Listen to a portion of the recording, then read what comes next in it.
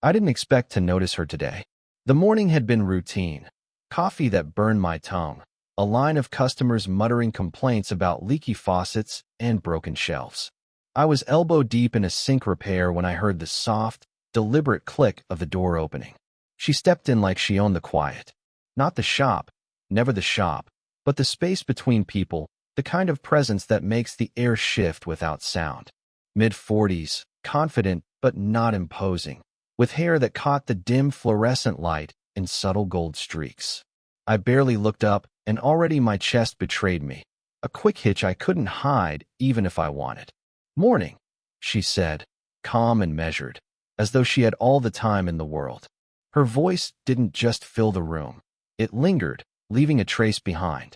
I wiped my hands on a rag, unsure whether to smile or just nod. "Morning," I replied.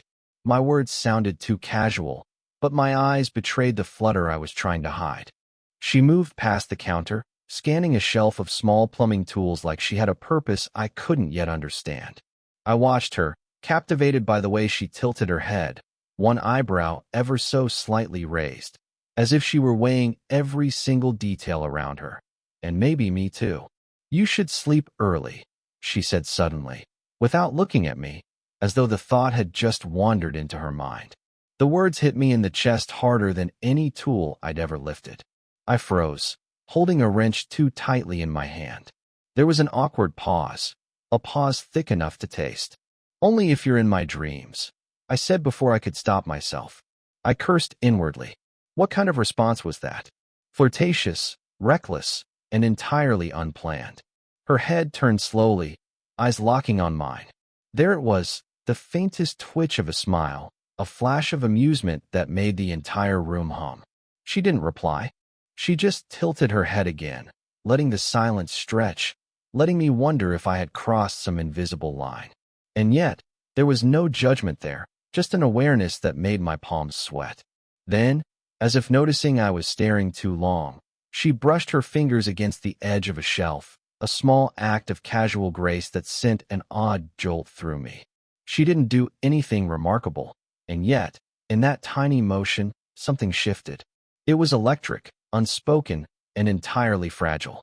"I'll, get that pipe fixed for you," I stammered, trying to focus on something practical, anything to steady my nerves. She glanced at me briefly, her expression unreadable, and then nodded, picking a wrench with deliberate slowness. "Thank you," she said, and the word hung between us. Light, simple, but somehow heavy. By the time she left, the shop felt emptier than it had an hour before. The faint scent of her perfume lingered, a mix of something floral and indefinably warm. I found myself tracing the spot she'd stood, the echo of her laughter in my mind, the faint tilt of her head, the way her eyes had met mine without needing to say a word. And even now, long after the door closed behind her, I catch myself smiling at the memory, wondering if she even realized the effect she had on me. I don't know what it is yet, but something about her stays, like a spark that refuses to die out, flickering quietly, just out of reach. The bell above the door jingled again, but this time, I almost didn't move. I already knew who it would be. She stepped inside, slightly more hurried than last time, a leather bag slung over one shoulder, eyes scanning the shop with a sort of polite wariness. "Hey," I said softly, setting down the wrench. My hands still smelled faintly of oil, but I didn't care. "Hi," she replied, voice clipped, like she was trying to keep some distance. Her smile was brief, measured, and I could tell it wasn't meant to put me at ease. It was armor. She handed me a small, rattling pipe. "This one's been leaking for days," she said. Her fingers brushed mine lightly. The contact was brief, but enough to make my pulse stutter.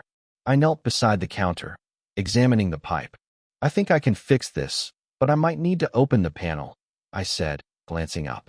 She was watching me, arms crossed, posture tight. There was something almost fragile in her stance, an invisible weight she carried, the kind people don't see unless they look too closely. As I worked, I noticed the lines of fatigue at the corners of her eyes, the way her hands fidgeted with the strap of her bag. When she laughed, a quick, quiet sound at my offhand joke. It was sudden, unguarded for a second, and it made the air between us lighter, almost dangerous. I wanted to memorize that laugh, but I kept my expression neutral. She shifted on her feet, biting her lower lip briefly. I didn't mean to drop this on you last time, she said, her voice softer than before, almost hesitant. The admission was small, almost invisible, but I caught it. I smiled faintly. It's fine. Really. My voice was steady, but my heart wasn't. There was a pause. She leaned slightly closer, not enough to cross the invisible line, just enough that I felt it. Our knees brushed beneath the counter while I worked, and she didn't pull away immediately. Her eyes flicked to mine, a small question hidden there, but she looked down quickly, hiding it before I could answer. I noticed her hands trembling slightly as she set the pipe on the counter again. Tiny gestures, easy to miss, but I didn't. I always noticed. The repair took longer than usual, and the silence between us wasn't empty. It was charged. Words weren't necessary. The space itself seemed to hum with something forbidden. Something I wasn't supposed to acknowledge, but couldn't ignore. Finally, I finished. I handed the pipe back to her carefully, our fingers brushing again. She inhaled softly, her eyes catching mine for a heartbeat longer than they should have. "Thanks," she whispered, almost like she was afraid the sound of her own voice would betray too much. For a moment, the room held its breath with us. I wanted to say something, anything, but all I could do was watch her, memorizing the small rise and fall of her shoulders, the faint sheen of tiredness on her skin. Then she smiled, slow, fleeting, and entirely dangerous, and turned toward the door. I felt that spark again, the one that had started the first day, but stronger, more insistent. It lingered even after she was gone, leaving me with a single thought, impossible to shake. I wanted her to stay, just a little longer. The shop had emptied hours ago. Rain tapped lightly against the windows, each drop a quiet metronome, keeping time with the pounding of my heart. She was there, leaning over the counter, sorting through receipts and invoices with a precision that made me forget to breathe. "Do you ever just stop?" I asked, surprising myself with the words. "Everything. Work, errands, even just thinking." She glanced up, eyes sharp but not unkind. "Some of us have to keep moving," she said, voice soft but firm. There was a guarded edge, a careful distance she always maintained. I knelt beside her, pretending to organize tools near the floor, though every nerve in me was drawn to the way her hair fell across her face. The proximity was dangerous, and I felt it in the pull of her scent, the warmth radiating off her. My hands itched to brush the strand from her cheek, but I stayed still. A sudden ping from her phone startled both of us. She glanced at the screen, frowning. A name flashed, a man I didn't recognize, and she quickly silenced it, tucking the phone away. Her eyes flicked toward mine, a fraction of something unspoken passing between us. The way she hesitated made my chest tighten. I wanted to ask, to reach out, but the words caught in my throat. "I should probably call him back," she murmured, though her voice betrayed indecision. I nodded, though every fiber of me wanted to say, "Don't. Stay here a little longer." But I held back, as always, letting restraint rule what my heart was screaming. She moved closer to me while adjusting a drawer, and our knees brushed. I could feel the heat of her leg through the thin fabric of my jeans. It was an accident, or maybe not, but my pulse spiked. She didn't flinch. Instead, her gaze darted away, focused on the task in front of her. I wanted to say something, anything, but the words seemed inadequate. Instead, I stayed quiet, memorizing the subtle shifts, the tension in her shoulders, the slight tremor in her fingers, the almost imperceptible bite of her lip. Everything about her told a story she wasn't ready to voice. The storm outside picked up, and the low rumble of thunder vibrated through the floor. She paused, glancing toward the window, then back at me. For a heartbeat, just a heartbeat, the world shrank to the space between us. I felt the almost touch of her hand on mine as she reached for a pen, the smallest gap between skin and possibility. Then, there was a knock at the door. She jumped slightly, flinching away, and I exhaled quietly. Someone else, a reminder of the world outside our little bubble, intruding just when I thought we might finally cross the line. She looked at me, eyes wide, a faint flush on her cheeks. I wanted to reach for her, to close the distance that seemed to burn through every nerve, but I stayed seated, anchored by reason. The door opened, and reality stepped in, pulling her away. I watched her move toward it, the spark between us unresolved, hovering, dangerous. My hand twitched, almost reaching, almost touching, almost everything, but stopped. And still, the memory of that near moment lingered, heavier than the storm outside, leaving me restless and aware that nothing would ever feel quite the same. The shop was empty again, the hum of the fluorescent lights filling the space like a heartbeat we both could feel. She was sitting on a stool behind the counter, hands folded loosely in her lap, staring at the floor. I stood nearby, hesitant to move, as if the air itself had thickened between us. I wanted to say something, anything, but the word stuck. The silence stretched, heavy and deliberate, and in it, I realized we could no longer pretend this was just another day. Finally, she spoke, quiet but sharp enough to cut through the tension. "What are we doing?" Her voice trembled slightly, betraying the calm she usually wore like armor. I froze, letting the question hang in the air, letting it settle between us like dust in sunlight. I don't know," I admitted, my voice almost a whisper. My hands were shoved into my pockets, fingers tightening around the edges as if holding on to sanity itself. "I think I shouldn't feel the way I do." She lifted her gaze slowly, eyes locking on mine. There was no judgment there, only the barest hint of fear, or maybe confession. Her lips parted slightly, then closed, then parted again. She wanted to say more, but words refused her. I stepped closer, not enough to touch her, just enough to let her see I was present, that I understood, that I felt the same dangerous pull she did. Her eyes flicked to my chest, then my hands, then my face, searching for a hint of what I was thinking. The silence between us swelled, broken only by the soft tick of the wall clock. I could hear the faint rise and fall of her breath, the subtle quiver in her shoulders. Every small movement spoke louder than anything either of us could say. "I can't pretend anymore," she said finally, voice low, almost as if she were admitting it to herself first. "This, whatever this is, it's not normal. And I don't know how to handle it." I nodded slowly, understanding more than I could articulate. "Me neither," I said, the words tasting bitter on my tongue. "I want to be careful, I guess. But it's not something I can just turn off." She swallowed, lips pressed together, eyes glistening with something I didn't have the right to name. We were close, too close for comfort, too far for anything else. But the unspoken weight of our connection pressed down harder than any tool I'd lifted that day. I wanted to bridge the gap between us, to reach for her hand, to whisper something that might make it all okay. But I didn't. I could only stand there, feeling the tension coil tighter with every passing second. Finally, she looked down again, voice barely audible. Maybe we should just stop pretending it's nothing." The words hung there, devastating in their honesty, leaving a hollow ache in the space between us. I wanted to respond, to argue, to reassure her, but there was nothing I could say that wouldn't shatter the fragile truth we'd finally let surface. And as I watched her stare at the floor, trembling slightly, I realized that sometimes the most honest thing you can do is simply stand there, letting the silence speak for both of you. I was sorting through some old invoices behind the counter when she appeared in the doorway, hesitant, her bag swinging slightly from one shoulder.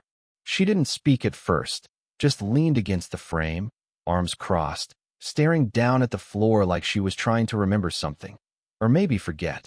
"You ever regret things you didn't say?" she asked quietly, almost to herself. I glanced up, curious. She always asked questions that sounded casual but carried weight. Sometimes, I admitted, more than I'd like to. Her gaze flicked up at me then, steady and searching. "I lost someone once," she said, her voice barely above a whisper. "A long time ago. And I never really said goodbye. I never got to tell them everything." I stayed silent, letting her speak, letting her confession hang in the space between us.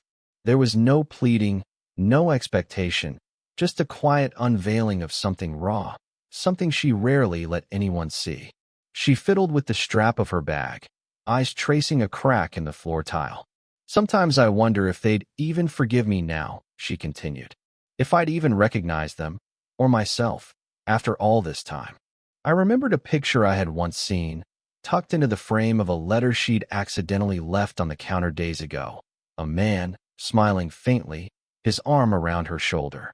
The memory of it stirred something in me, something delicate, fragile, impossible to name.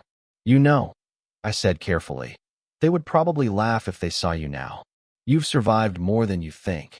My words felt small, but I hoped they carried the weight of understanding. Her eyes flicked to mine, and for the first time, I saw her unguarded, frightened, fragile, human. She blinked rapidly, a tear threatening, then vanished before it could fall.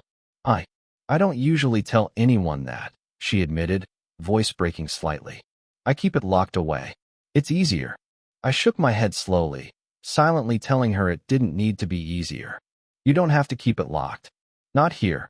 There was a pause. The air between us felt almost solid, heavy with the kind of intimacy that comes from shared truths. Her shoulders slumped slightly, as if a weight she'd carried for decades had shifted just a fraction. She reached into her bag, producing a small envelope, worn at the edges. I found this last week.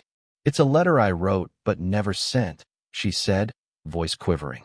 She handed it to me with hands that trembled ever so slightly. I took it carefully, reading the name and words, feeling the quiet gravity of someone letting you see a piece of themselves they had buried for years. She looked at me then, eyes glistening, and whispered, I don't know why I gave it to you. Maybe because you'll understand. And in that moment, the room, this quiet, ordinary shop, felt like the epicenter of something seismic. The world outside didn't matter. Not the rain, not the ticking clock. Just the fragile honesty between us, leaving me unsteady, aware that nothing would ever feel the same again. The shop was dimmer than usual that evening. The sunlight filtered through rain-specked windows, painting streaks across the floor. She was seated on the stool behind the counter, the envelope I'd returned to her resting unopened beside her. We didn't speak at first. Words felt unnecessary. I leaned against the counter, watching her. There was a tension in the curve of her shoulders that wasn't there before, something softening now that the confession had been shared. The air between us hummed, not with desire, exactly, but with recognition. Recognition that we had passed some invisible threshold neither of us could ignore. You don't have to explain anything, I said finally. My voice was low, casual, though I felt every syllable. She looked up, eyes meeting mine, a small, almost imperceptible nod acknowledging what had passed between us. I know, she whispered. It's easier to be here, like this. Just here. I shifted closer, careful, deliberate, like every movement was measured against the unspoken rules we were creating. She didn't move away.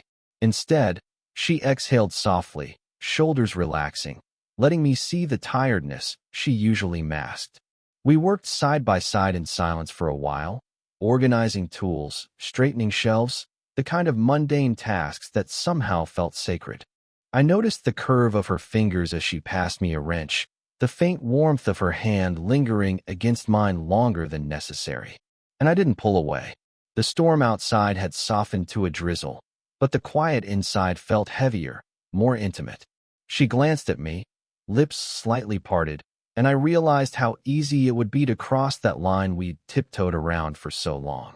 But instead, I did something smaller, safer, yet just as final. My hand brushed hers again, this time deliberately, our fingers intertwining naturally, effortlessly. She didn't flinch. We just let it be, an acknowledgement without words, a gentle confirmation that we were both choosing to stay in this fragile space together. Minutes passed, maybe an hour. The outside world had disappeared. The shop became our own, a place where truth didn't need declarations and hearts didn't need grand gestures. She shifted slightly, leaning back, and I mirrored her movement, letting our knees touch under the counter. Her eyes softened, and I saw in them what I'd been feeling for weeks: relief, understanding, inevitability. There was no rush, No need for dramatic confessions. Just the quiet gravity of being exactly where we were supposed to be, together without naming it. Finally, she rested her head lightly against my shoulder, not leaning in for romance, not seeking comfort, just present. And I let my head tilt ever so slightly toward hers, a silent promise to stay, to notice, to care without force or demand. The storm had passed completely, leaving a gentle drizzle against the glass. We remained like that, side by side, breathing in sync, letting the world continue without us noticing. No words were needed, no declarations, just the understanding that whatever this was, whatever it had always been, it had found its place. And for the first time, I felt a quiet finality, the kind that doesn't shout, but hums in your chest, steady and true. It's quiet now, years later. I sometimes find myself back in that shop, though it's no longer ours, no longer filled with the smell of oil and the hum of fluorescent lights. But the memory lingers, persistent and warm. I can see her clearly, the way she leaned against the counter, the subtle curve of her smile when no one else was looking, the way her eyes held a mix of laughter, fatigue, and something unspoken that I finally learned to read. I've realized something about love in the time since. It doesn't always arrive with fireworks or grand gestures. Sometimes, it comes quietly, in the spaces between words, in touches that linger just long enough, in silences that speak volumes. I've also learned that it's earned in moments of patience, in the courage to notice someone fully, and the bravery to stand still when the world is rushing past. She changed too, though not in dramatic ways. The guarded edges softened. She laughed more freely, trusted more openly. Not because I saved her, or because I was perfect, which I wasn't, but because we learned together that someone could see all the pieces of you, even the jagged ones, and still choose to stay. I think about that first day, when she told me to sleep early, and how I couldn't stop myself from teasing her back. The spark we ignored then has become a steady warmth now, the kind that doesn't demand attention, but doesn't let go. Every look, every small gesture, every quiet, shared moment carries the weight of that history. Life hasn't been perfect, and love never is. There are still storms, still challenges, still moments where we stumble or misstep. But we navigate them differently now, with patience, with humor, with the unspoken knowledge that we are each other's constant. I catch myself smiling at small things. The way her hand brushes mine when we walk together, the soft sigh she makes when she leans her head on my shoulder at night, the simple rhythm of our everyday life. Those are the moments that mean the most, not the dramatic ones. And sometimes, late at night, when the world is quiet, I remember the tiny sparks in that shop, the accidental touches, the shared glances, the letters never sent, the almost confessions. I realize now that every hesitant step, every pause, every silence we endured was leading us here, to this quiet, steady togetherness that feels like home. We didn't rush. We didn't need to. We let it grow slowly, imperceptibly, until one day it was undeniable. And that's what I want to leave you with. Love isn't always obvious. Sometimes it's subtle, patient, earned, but when it's real, it doesn't let go. If you've ever felt that quiet pull, that tension you couldn't name, maybe you'll recognize a bit of us in yourself. And maybe, just maybe, you'll remember that the smallest moments, hand touches, shared silences, whispered confessions, can be the ones that change everything.